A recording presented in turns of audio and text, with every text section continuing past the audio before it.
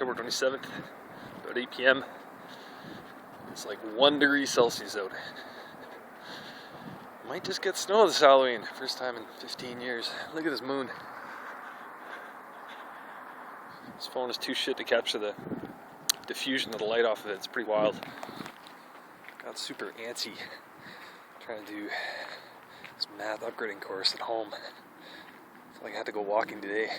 So I haven't been able to get pumpkin pie blizzard Dairy Queen out of my mind, so I'm walking over there. It's like 2-kilometer walk. It's 1 degree out, and I just passed somebody sleeping in their car, like they're living in that thing.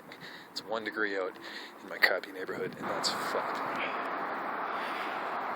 Well, there it is. Got my tiny pumpkin pie Dairy Queen blizzard. And that's Halloween. They do the pumpkin pie in October. Of course, walked all the way over here, and they happen to not have the chunks of actual pie crust in there, so it's more like this weird pumpkin pie cream cheese, I don't know, smoothie with a spoon. It's kind of gross, actually. And it's not cheap, $4.50. What the hell, Dairy Queen? What the hell? Times have changed for this little thing.